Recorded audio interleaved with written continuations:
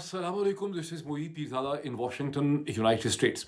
पाकिस्तान में 21 अक्टूबर 2024 सोमवार के दिन को ख़त्म हुए कई घंटे बीत चुके हैं। इस स्टेज पे मैं चंद ऐसी डेवलपमेंट्स हैं बड़ी इंपॉर्टेंट, जिनकी अहमियत और जिनके हवाले से एनालिसिस को मैं आपके सामने रखना चाहता हूँ। The most important one is कि पाकिस्तान तहरीक इंसाफ ने उस पार्लिमानी कमेटी का बाइकआउट कर दिया है जिसने चीफ जस्टिस ऑफ पाकिस्तान का सिलेक्शन करनी है एज पर दी 26th कॉन्स्टिट्यूशनल अमेंडमेंट। इसकी अहमियत क्या है, मैं इसके हवाले से भी बात करूंगा। कुछ और भी डेवलपमेंट्स हैं, वो एक एक करके मैं आपके सामने रखता हूँ। सबसे पहले डेवलपमेंट तो ये है कि जल्दी जल्दी ऐसे ऐसे करके जैसे ही 26th अमेंडमेंट पास हुई है, पहले सेनेट से, उसके बाद नेशनल असम्बली से। आपको पता है कि नेशनल असम्बली से सुबह के संडे और मंडे के दरमियान सुबह के 5 बजे, आप ये कहें कि सोमवार के 5 बजे जाके नेशनल असम्बली का सेशन जो है वो ख़त्म हुआ। फौरी तौर पे प्राइम मिनिस्टर ऑफ पाकिस्तान ने इसकी समरी जो है वो प्रेसिडेंट को भेज दी और फिर एक पार्लिमानी कमेटी बना दी गई 12 मेंबरान की, जिसमें 8 नेशनल असम्बली के हैं, 4 उसके अंदर सेनेट के हैं और अपेरेंटली इसमें तमाम सियासी जमातों की एक प्रोपोर्शनेट रिप्रेजेंटेशन है। इसमें 3 नाम जो हैं इंक्लूडिंग बैरिस्टर अली ज़फ़र, वो पाकिस्तान तहरीक इंसाफ के भी हैं। और इसके सामने 3 पैनल है जजेस का, जिसमें सबसे सीनियर जो हैं वो मंसूर अली शाह साहब हैं, दूसरे नंबर पे मुनीब अख्तर हैं, तीसरे नंबर के ऊपर याहिया आफरीदी साहब हैं।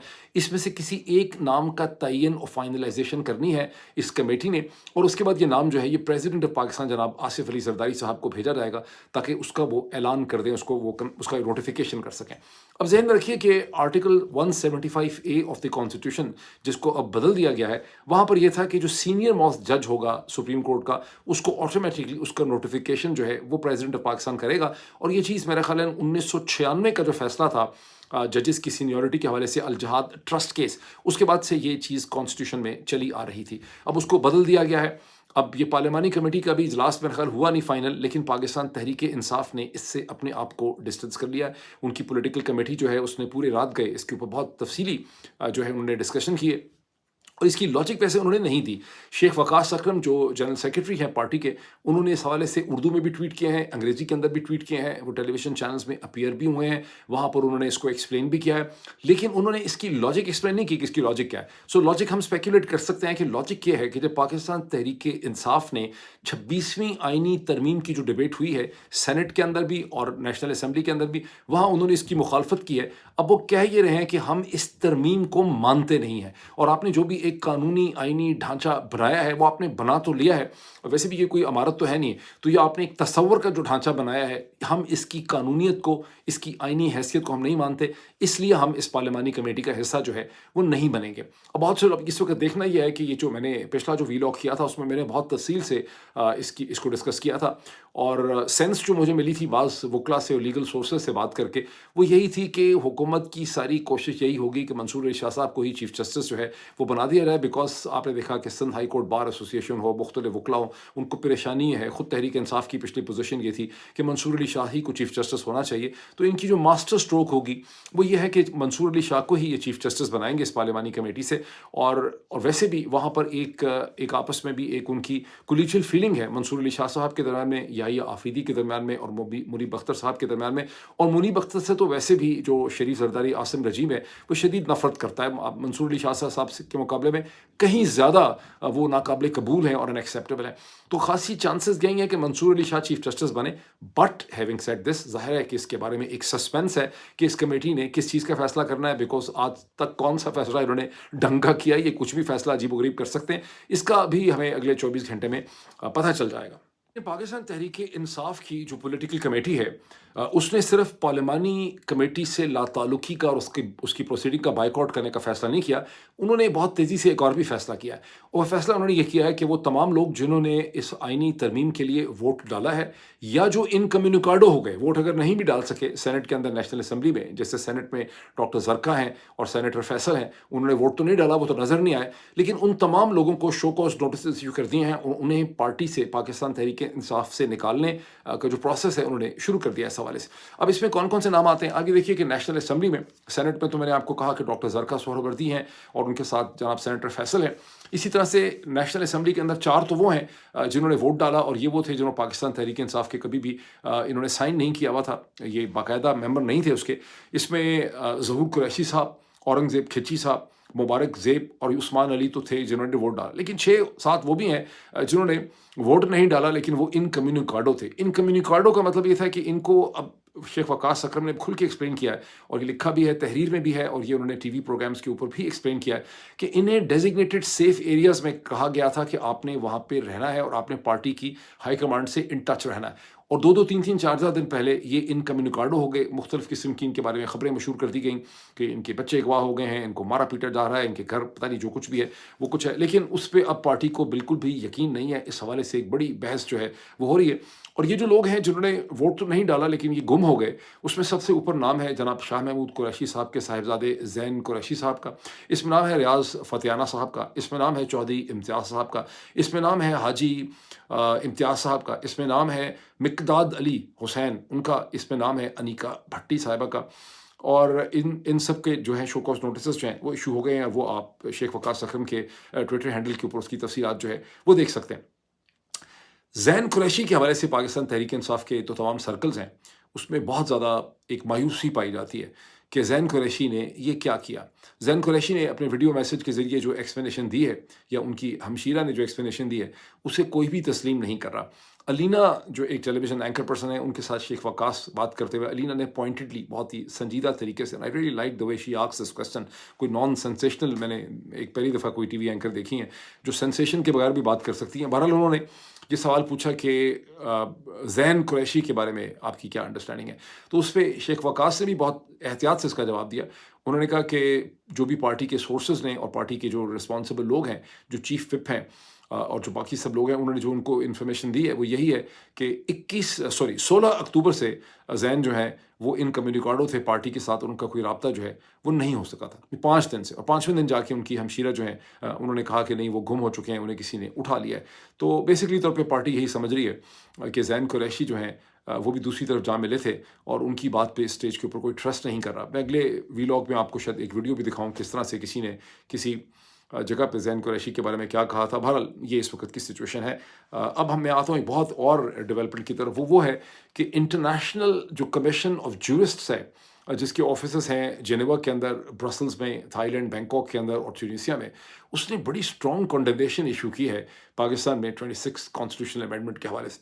उन्होंने कहा कि ये अमेंडमेंट और ये कॉन्स्टिट्यूशन, ये जो ज्यूरिस्ट का ग्रुप है, ये जो एक्चुअली 60 प्रोमिनेंट जजेस का वर्ल्ड दुनिया भर से, और जो टॉप लॉयर्स हैं, जो उनका ग्रुप है, जो कि इंटरनेशनल लॉ के अंदर ह्यूमन राइट की डायमेंशन को देखता है कि लॉ कितना रिलीफ प्रोवाइड कर सकता है आम इंसान को। और इनकी बड़ी निपी तुली और बड़ी तीखी किस्म की तनकीद है, हवाई तनकीद नहीं है। उन्होंने कहा कि पहला पॉइंट यह है कि जिस तरह से 24 घंटे के अंदर इस आईनी तरमीम को, कॉन्स्टिट्यूशनल अमेंडमेंट को पाकिस्तान में पास किया गया, और जिसके फॉर रीचिंग कॉन्सिक्वेंसेस थे, इसकी कोई नज़ीर नहीं मिलती कि आप कॉन्स्टिट्यूशन को इस तरह से टिंकर करें। दूसरी उनकी ऑब्जर्वेशन है कि आखिरी वक्त तक इसके ड्राफ्ट, इसके पूरे मसवदे को छुपा के रखा गया, उसको अचानक लाया गया, उस पर कोई क्लैरिटी नहीं थी, उसके ऊपर कोई पब्लिक डिबेट नहीं हुई, उसके ऊपर कोई मीडिया डिबेट नहीं हुई, इसके खद्दो खाल को किसी को नहीं पता था। उन्होंने कहा कि दिस इज़ बहुत ही अजीबोगरीब। फिर उन्होंने ये कहा कि जिस तरह से जजेस की अपॉइंटमेंट को एक पार्लिमानी कमेटी या कमीशन के मातहत कर दिया गया है, इसका मतलब यह है कि अब जजेस जो हैं वो पैनल क्या बनेंगे, उनके बेंचेस क्या बनेंगे, ये टोटली इसको पार्लियामेंट और एग्जीक्यूटिव इसके ऊपर असरअंदाज होंगे, और पाकिस्तान की अदलिया जो है वो आम आदमी को किसी भी किस्म का इंसाफ जो है वो नहीं दे सकेगी। और यूँ पाकिस्तान में जो जुडिशरी है और पाकिस्तान में जो उसकी जो जर्नी है टुवर्ड जस्टिस, उसको ये एक बहुत बड़ा सेटबैक मिला है। अब जिस चीज़ का उनकी तफसील पाकिस्तान के अखबारात में भी छपी है, इंटरनेशनल जो कमीशन ऑफ ज्यूरिस्ट ने जो कुछ कहा है, वैसे उनकी वेबसाइट पे भी आप जाके देख सकते हैं, वहाँ पर भी इसकी डिटेल्स जो हैं वो अवेलेबल हैं। अब इंटरनेशनल कमीशन ऑफ ज्यूरिस्ट ने जो चीज़ नहीं कही, उन्होंने कहा कि ऐसा लगता है कि पाकिस्तान की जो अदलिया है, जुडिशरी है, उस पर मुकम्मल कंट्रोल हासिल कर लिया है एग्जीक्यूटिव ने और पार्लियामेंट ने। जो चीज़ मेरा ख्याल है इसमें मिसिंग पॉइंट रह गया है इंटरनेशनल कमीशन ऑफ ज्यूरिस्ट की बात में, कि पाकिस्तान में जो पार्लियामेंट है वो भी तो बेसिकली तौर पे पार्लियामेंट नहीं है। पाकिस्तान में जो पार्लियामेंट है वो एग्जीक्यूटिव का फंक्शन है, यानी जो पाकिस्तान का इंतज़ामी एग्जीक्यूटिव ढांचा है वही पार्लियामेंट को कंट्रोल करता है। अब वहाँ पर भी एक एडिशनल प्रॉब्लम है जिसको समझना बहुत ज़रूरी है कि पाकिस्तान की एग्जीक्यूटिव भी कोई कम्युनिस्ट पार्टी, चाइना की तरह की कोई कम्युनिस्ट या मार्क्सिस्ट पार्टी नहीं है जिसका कोई अपना बहुत बड़ा एक ढांचा हो। पाकिस्तान की तमाम तर एग्जीक्यूटिव जो है वो पाकिस्तान के army chief general Asim Qasim Munir उनके 2-2.5 जर्नैल के ऊपर मुश्तमिल है। इसका मतलब है कि जो पाकिस्तान की पार्लियामेंट जिसका कंट्रोल हो गया है पाकिस्तान की जुडिशरी के ऊपर, वो दर हकीकत एक मसनूई ढांचा है, जिसके अंदर सिर्फ़ और सिर्फ़ आर्मी चीफ़ को जो पावर सिस्टम में मिली हुई है, ये उससे इन्होंने ये पावर्स बोरो की हैं, ये बोरोड पावर्स हैं। इन पार्लियामेंट के पास अपनी कोई हकीकत नहीं है, इसकी कोई जस्टिफिकेशन नहीं है। ये एक रिग्ड इलेक्शन के ज़रिए जो फ़ौजी अफ़सरान ने रिग किया रात के 11 बजे के बाद जाके, उसके नतीजे में ये पार्लियामेंट खड़ी हुई है। इसके अंदर जो भी पावर है, यानी ये जैसे कहते हैं ना कि चाँद के अंदर अपनी कोई रोशनी नहीं है।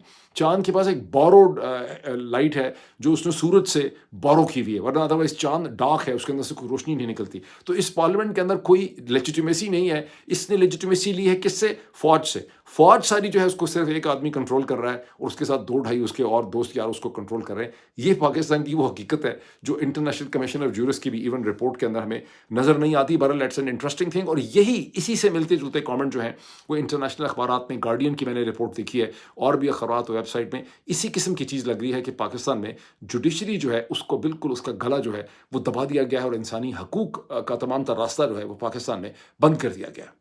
अब एक और भी बड़ी इंटरेस्टिंग चीज़ हुई है कि पाकिस्तान के एक टीवी एंकर हैं जनाब, अल्लाह उनका भला करे, आदिल शाहज़ेब साहब, जिन्होंने काज़ी फ़ाइज़ ईसा साहब के हक़ में अपना एक ट्वीट इशू किया। उन्होंने काज़ी फ़ाइज़ ईसा साहब से मुलाकात की है। उस ट्वीट में उन्होंने की तस्वीर लगी हुई है और उन्होंने हम सब व्लॉगर्स जो हैं दुनिया भर में या पाकिस्तान के अंदर, उनको उन्होंने मशवरा दिया है कि काज़ी फ़ाइज़ ईसा साहब जो हैं वो एक बहुत ही ऑनरेबल किस्म की शख्सियत हैं और अब चूँकि वो जा रहे हैं तो आपको इस चीज़ का पता चल जाना चाहिए। ये मैं ज़रा आदिल शाहज़ेब साहब जो हैं मैं इसका जवाब देना चाहता हूँ, लेकिन इससे पहले एक और बड़ी इंटरेस्टिंग डेवलपमेंट है, और वो इंटरेस्टिंग डेवलपमेंट ये है कि जो सीनियर प्यूनी जज हैं जो जिनको चीफ जस्टिस बनना चाहिए, मंसूर अली शाह साहब, उनके और आयशा मलिक साहबा के पैनल जो एक बेंच है उसके सामने पेश हुए जनाब डॉक्टर फ़ारूक नसीम साहब, जो इससे पहले पाकिस्तान के वज़ीर कानून जो हैं वो रह चुके हैं और पाकिस्तान की इस्टेब्लिशमेंट के बहुत बहुत ब्रिलियंट है, बहुत इंटेलिजेंट है, लेकिन पाकिस्तान की इस्टेब्लिशमेंट के बहुत ज़्यादा करीब उनको तस्वर किया जाता है। और जो वहाँ पे कमेंट्स हुए बेंच के साथ, उसके अंदर भी ये चीज़ और ये एंगल जो था वो बड़ा नुमायाँ था। और ये पेश हुए एक competition commission of Pakistan CCP के हवाले से एक केस लेके। वहाँ पे मंसूर अली शाह साहब ने ये कहा कि ये केस अब बिलोंग कहाँ करता है, ये तो जुरिस्डिक्शन का मसला खड़ा हो गया है, ये तो रोज़ी अब खड़ा होगा मसला कि ये जो इशू अब हमारे सामने आए हैं जिसमें रिलीफ लेने आप आए हैं, ये तो आर्टिकल 199 ऑफ द कॉन्स्टिट्यूशन से इसका ताल्लुक है, तो इसका फैसला क्या कॉन्स्टिट्यूशनल बेंच करेगा आफ्टर द 26th अमेंडमेंट, या बाकी बची हुई सुप्रीम कोर्ट इसका फैसला करेगी? इसका तो हम अभी इसको स्टेज पे इसका कुछ इसकी क्लैरिटी ही नहीं है। और आयशा मलिक साहबा ने भी उनको कहा कि आपने, ये बड़ा इंटरेस्टिंग कॉमेंट है, उन्होंने कहा आपने और पार्लियामेंट ने मिलके, आप यानी फ़ारूक नसीम साहब ने तो ज़ाहिर है कुछ नहीं किया, तो वो इशारा कर रही हैं कि फ़ारूक नसीम को कि आप लोगों ने, उसका मतलब यह है कि फ़ारूक नसीम को वो आइडेंटिफाई करती हैं पाकिस्तान की इस्टेब्लिशमेंट के साथ। उन्होंने कहा जो सूरत हाल आपने पैदा कर दी है उसमें आर्टिकल 199 की रिलीफ अब ये सुप्रीम कोर्ट जो है वो नहीं दे सकती। ये बड़े इंटरेस्टिंग कमेंट्स हैं। अगर आपको मेरे पिछले कई भी लोग इस हवाले से याद हो, मैंने कहा था कि कुछ होना नहीं, बहुत ज़्यादा जो ये करेंगे टेम्प्रेरी ही रिलीफ अपने लिए हासिल कर सकेंगे, बिकॉज ऐसे ऐसे नए इश्यूज पैदा होंगे जिसको कहते हैं the law of unintended consequences, जिसका शरीफ जरदारी और आसिम टोले को ठीक तरह से अंदाज़ा नहीं है। तो मंसूर अली शाह साहब ने ये कह के उसको 3 हफ्ते का टाइम दे दिया है। उन्होंने कहा कि 3 हफ्ते में कोई सिचुएशन हमारे सामने क्लियर हो जाएगी कि ये मसला जो आप लेकर आए हैं रिलीफ के लिए, ये सुप्रीम कोर्ट बची हुई है इसके पास जाएगा या उसके अंदर उस कॉन्स्टिट्यूशनल बेंच के सामने जाएगा। अब आए ज़रा आदिल शाहज़ेब साहब के हवाले से, ज़हन में रखिए कि आदिल शाहज़ेब उन एंकर्स में शामिल हैं जिनके सामने अगवा वाले लोगों को लाया गया था तहरीक इंसाफ के, जिनको ज़द्दूकूब किया, जिनको मारा पीटा गया। पूरे पाकिस्तान को, तमाम मीडिया को ये पता था कि इन लोगों को उठा लिया गया है, इन पे जबर किया गया है इनके बयान को और इनकी लॉयल्टीज़ को चेंज करने के लिए। तो आदिल शाहज़ेब साहब ने भी उस किस्म का एक इंटरव्यू किया था। उसके बाद अगर कोई और मुल्क होता पाकिस्तान के बजाय, तो आदिल शाहज़ेब साहब का मीडिया कैरियर वहाँ पे ख़त्म हो जाना चाहिए था। मुझे नहीं पता कि कौन नादान, मासूम और बेवकूफ़ किस्म के लोग हैं जो आदिल शाहज़ेब की भी किसी बात के ऊपर बिलीव करते होंगे। बहरहाल यहाँ आदिल शाहज़ेब साहब ने काज़ी फ़ाइज़ ईसा साहब की क्रेडिबिलिटी में इजाफा करने के लिए एक उन्होंने ट्वीट किया है, जो इस वक्त मैं आपको दिखा नहीं सकता, लेकिन अगर आप जाएंगे तो आपको मिल जाएगा। तो आदिल शाहज़ेब साहब ने ये कहा है कि तमाम व्लॉगर्स को ये पता चल जाना चाहिए कि काज़ी फ़ाइज़ ईसा साहब एक बहुत ऑनरेबल आदमी थे, वो जा रहे थे। वो भाई साहब जा तो इसलिए रहे हैं कि हालात ऐसे हो गए। काज़ी फ़ाइज़ ईसा साहब ने तो आखिरी वक्त तक लटकने की कोशिश की। अगर काज़ी फ़ाइज़ ईसा साहब चाहते तो मंसूर अली शाह साहब का नोटिफिकेशन बहुत पहले इशू हो जाता। काज़ी फ़ाइज़ ईसा साहब तो इस पूरी पॉलिटिकल कयास के इस गंद का आखिरी वक्त तक हिस्सा थे और उनको तो ज़बरदस्ती जाना पड़ा। चले, ये तो एक बात होगी, लेकिन जो ज़्यादा इंटरेस्टिंग चीज़ है जिसकी वजह से मैं कमेंट कर रहा हूँ, इस वजह से नहीं कर रहा, वो कमेंट ये है कि असम्पशन अमेरिका में जब आप बच्चे हाई स्कूल के बाद अब جاتے ہیں میڈیکل کالج میں جانا چاہتے ہیں یا لا اسکول کے اندر جانا چاہتے ہیں یا یونیورسٹی میں جانا چاہتے ہیں تو ان کو مختلف قسم کے جو ایک اسٹینڈرڈائز ٹیسٹس ہیں ان کو دینے پڑتے ہیں. ایک ایس اے ٹی ہے اسکالسٹک ایپٹیٹیوڈ ٹیسٹ, ایک ایم کیٹ ہے I think medical aptitude test ہوتا ہے, ایک لا اسکول کے لیے بڑا ہی مشکل ہوتا ہے ایل سیٹ, آئی تھنک لا یا لیگل ایپٹیٹیوڈ اسکالسٹک ایل سیٹ ہوتا ہے بہرحال, اور اسی طرح سے جی آر ای ہے, جی میٹ ہے. ان تمام کے جو سارے کے سارے ٹیسٹ ہوتے ہیں ان کے اندر ایک سیکشن ہوتا ہے لاجک کا. لاجک جو ہے یہ میں نے ایک زمانے میں اس قسم کا ٹیسٹ دیا تھا کولمبیا یونیورسٹی میں جانے کے لیے, اور اس کے بعد بھی ظاہر پڑھنے کا موقع ملا. لاجک میں ایک کوشچن آتا ہے کہ جو ایک آرگومنٹ ہے, جو دلیل ہوتی ہے, جیسے یہ دلیل دے رہے ہیں نا اپنا عادل شاہ زیب صاحب, وہ دلیل ایک ٹیبل ٹاپ کی طرح ہوتی ہے, وہ ٹیبل کی ٹاپ ہوتی ہے اور اس دلیل کی بنیاد ہوتی ہے اس کی, جس طرح سے ایک ٹیبل اور جو ہے ایک میز جو ہے اس کی ٹانگیں ہوتی ہیں 4 یا 3, اسی طرح ایک دلیل کی جو ٹانگیں ہوتی ہیں وہ اسمپشنز ہوتی ہیں, وہ اسمپشنز, وہ قیاس جس کے اوپر وہ دلیل کھڑی ہوتی ہے. عادل شاہ صاحب کی اسمپشن یہ ہے کہ میری اپنی بڑی کریڈیبلٹی, بھائی آپ کے پاس کوئی کریڈیبلٹی ہوگی, کوئی ٹرسٹ ہوگا جو آپ قاضی فائز عیسیٰ صاحب کو بانٹنے چلیں. آپ تو وہ اینکر ہیں جن کے سامنے اغوا شدہ لوگوں کو لایا گیا تھا مار پیٹ کے تشدد میں, اور سب لوگ جانتے تھے, یٹ آپ نے ان کے انٹرویو کیے, وہاں آپ نے, وہیں سے آپ کی ساری کریڈیبلٹی ختم ہو گئی. آپ تو ویسے ہی ایک بوجھ ہیں پاکستان کے میڈیا کے اوپر. اب میں اس میں ایک دو اور کامنٹ ایڈ کر دوں کہ جو پولیٹیکل ٹرسٹ ہوتا ہے, جنوری 2022 میں سب سے زیادہ اگر کریڈیبلٹی پاکستان میں کسی اینٹی کی تھی, وہ پاکستان تحریک انصاف کی نہیں تھی, وہ افواج پاکستان کی تھی. سب سے زیادہ جو ریسپیکٹڈ ورڈ ہوا کرتا تھا اس وقت وہ ایک جنرل کا ہوتا تھا. اب دیکھیں, اور یہ جو پولیٹیکل کیپٹل ہوتا ہے نا, یہ ایک بینک بیلنس کی طرح ہوتا ہے. جس طرح سے آپ قرضہ لینے کس کے پاس جاتے ہیں, آپ ایک امیر آدمی کے پاس جاتے ہیں, بینک کے پاس جاتے ہیں, غریب آدمی سے تو قرضہ مانگنے نہیں جاتے, بیکاز آپ کو پتہ ہے اس کے پاس پیسے ہیں ہی نہیں. تو پاکستان, افواج پاکستان کے پاس جو پولیٹیکل کیپٹل تھا وہ ان کا اثاثہ تھا. گزشتہ 30 مہینے میں انہوں نے اتنے اس کے چیک کاٹے ہیں, اتنا اس نے خرچ کر دیا ہے کہ آج ان کے پاس بھی کوئی اثاثہ پولیٹیکل کیپٹل کا, ٹرسٹ کا بچا نہیں ہے. آج ان کی کسی بھی بات کے اوپر کوئی ٹرسٹ نہیں کرتا. ایک زمانے میں سوچا جاتا تھا کہ پاکستان میں کوئی بھی کرائسس ہوگا افواج پاکستان اس کو سنبھال لیں گے, فوج یہ نہیں ہونے دے گی, فوج بچا لے گی, سب لوگ اپنا گند کرتے رہے یہ سوچ کے فوج بچا لے گی. آج فوج کے پاس بھی وہ پولیٹیکل کیپٹل اور ٹرسٹ نہیں ہے. یہ بڑی خوفناک سچویشن ہے. ایک شخص کے اندر وہ سارا ٹرسٹ چلا گیا ہے جس کا نام ہے عمران خان نیازی. اس کو ان سب نے مل کے, شریف زرداری, عاصم ٹولے نے جیل میں بند کر کے رکھا ہوا ہے. بڑی ڈینجرس یہ سچویشن ہے. پھر اس پہ بات کریں گے, ابھی اتنا ہی, پھر ملاقات ہوتی ہے. Thank you.